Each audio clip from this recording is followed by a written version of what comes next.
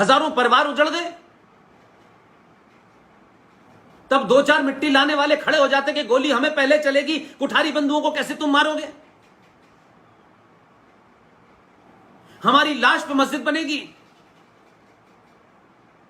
तो ये जो जोकर पैदा हो जाते हैं यकायक, और ये नेशनल हेडलाइन ग्रैब करने लगते हैं, और कुछ तथाकथित बुद्धिजीवी जो अपने आप को समझते हैं हो हम तो अल्टीमेट हैं, वो नई परिभाषा करने लगते हैं और बिना जाने बिना कुछ कहे। भाई भगवान राम को तो इकबाल ने इमाम हिंद कहा था। अब इन मूर्खों से पूछो, इमाम कोई एक मस्जिद का होता है, और मस्जिद इस्लाम में पवित्र जगह नहीं होती। यह कुरान भी मानता है, यह सुप्रीम कोर्ट भी मानती है। तो हिंदुस्तान एक मस्जिद है, उसका इमाम थे राम जी। तो भगवान राम को हम पूरी दुनिया के अंदर मानते हैं, लेकिन एक हिंदुस्तान नाम की एक मस्जिद है, उसका एक इमाम है जिसका नाम राम था। और हम बहुत खुश हो गए कि हमें एक कमरे का मकान मालिक बना दिया। भगवान राम शूरवंशी थे, और सूरवंशी की जहां तक सूरज की किरणें जाती हैं वहां वहां मर्यादा पुरुषोत्तम राम की सत्ता चलती है, वहां वहां तक उनके आदर्श गए हुए हैं। लेकिन भगवान राम को कैसे छोटा बना करके इन हिंदुओं को पकड़ा दिया। वो चला रहे, उनको पता ही नहीं है, और हम कोट कर रहे हैं। इसी तरीके से इसी इकबाल ने हिंदुस्तान का तराना लिखा।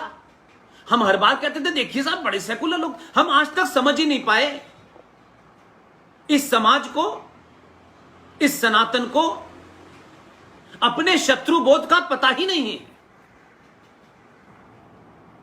बॉर्डर के बाहर से आने वाला जो घुसपैठ है, जो इल्लीगल है, वो सिर्फ घुसपैठ बॉर्डर से नहीं हो रही है। ये घुसपैठ आपकी इतिहास में, आपके साहित्य में, आपके एंटरटेनमेंट में, आपकी किताबों में पिछले 70 साल से चल रही है। और ये घुसपैठ उस घुसपैठ से कई करोड़ों गुना ज्यादा खतरनाक है जो घुस के आते हैं, कश्मीर में आतंक करते हैं अल्लाह के नाम से, मोहम्मद के नाम से। उससे ज्यादा खतरनाक जहर ये है internal challenges before the nation. इससे सेना नहीं लड़ेगी, इससे सरकार का छोटा मोटा रोल हो सकता है, लेकिन समाज का रोल 100% है। इसलिए बिना जाने, बिना किसी सब्जेक्ट की ABCD जाने बगैर कोई स्टेटमेंट देने का कोई मतलब नहीं है। इसलिए कोई चीज का बयान आप आज दे रहे हैं क्योंकि भगवान राम के मंदिर का शिलान्यास 500 साल लड़ने के बाद ये इस देश के सनातनी और हिंदुओं की विजय है। और ये विजय मैं इसलिए मानता हूं कि हम मेजॉरिटी में थे,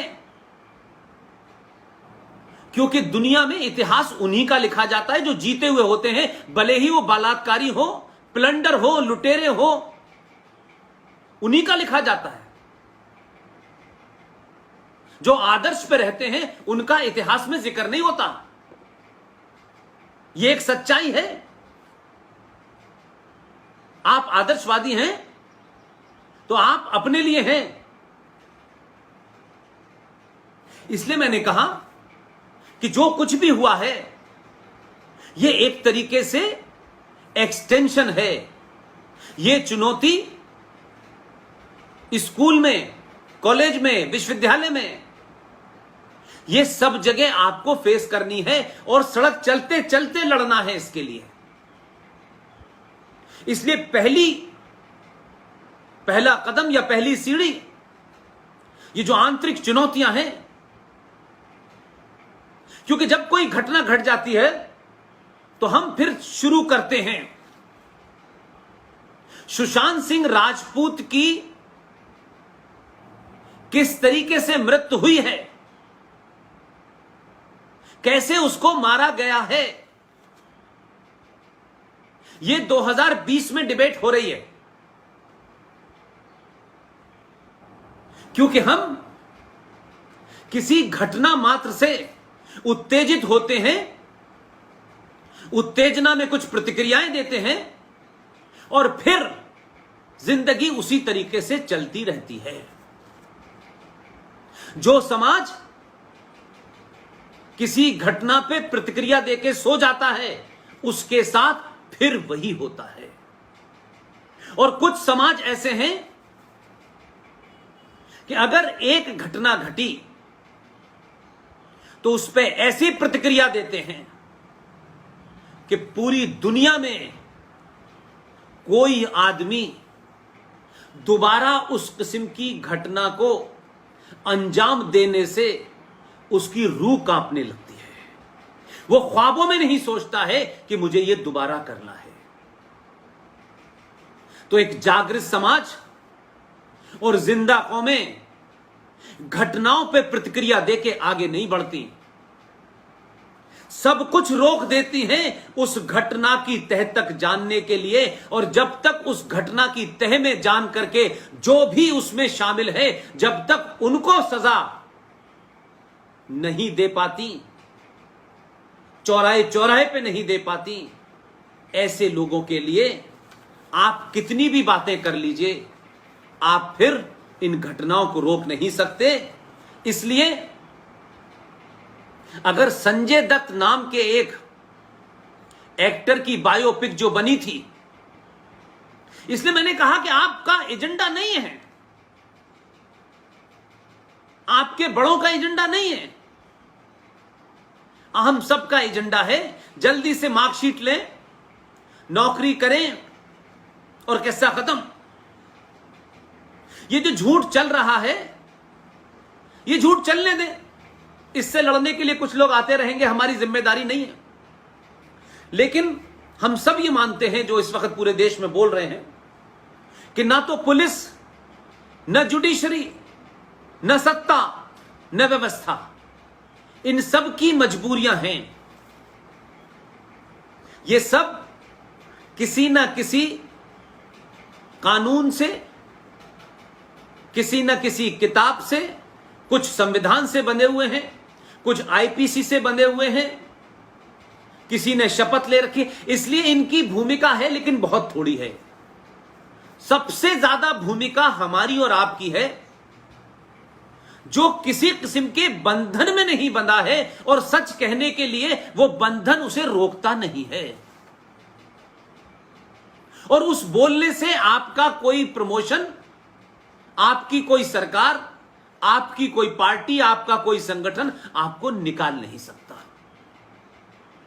इसलिए सरकारें भी ये चाहती हैं कि सत्ता में उनको शपथ लेके बैठना होता है, उनकी भाषा, उनका आचरण एक मर्यादा के अंदर होता है, लेकिन वो चाहते हैं कि समाज में जागृति हो, समाज में इस तरीके के मुद्दे उठें, ताकि समाज के अंदर से जब बात उठेगी और 100 करोड़ सनातनी जब किसी मुद्दे को उठा करके ऊपर लाएंगे, तब सरकारों को लगता हुआ है कि हां ये बात है, इस पे हमें एक्ट करना चाहिए। लिहाजा मैंने कहा कि हम अपने नैरेटिव को बदलें, और हमारे नैरेटिव में कैसी कैसी चीजें बताई गई और हमने इसको कभी ध्यान नहीं दिया। आप सारे छात्र हैं, इसलिए मैं कुछ कुछ चीजें आपके जमाने की बात कर रहा हूं। मैं जब अपने जमाने पढ़ता था तो हमको क्या बताया जाता था कि देखिए समाज में बड़ी कुरीतियां थीं, उन कुरीतियों से लोग लड़े। कोई सती की कुरीति के बारे में बताता है, एक कुरीति थी घूंघट की, बाल विवाह की।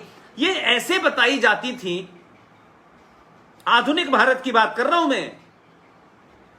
ऐसे लगता था कि समाज में सारी कमियां और सारी खराबियां सिर्फ सनातन के मानने वालों में थी, और ऐसा लगा कि सब कुछ हमारे अंदर ही खराब है और बाकी जो रह रहे हैं उनके बारे में कोई खराबी नहीं है। क्या आपने कभी पढ़ा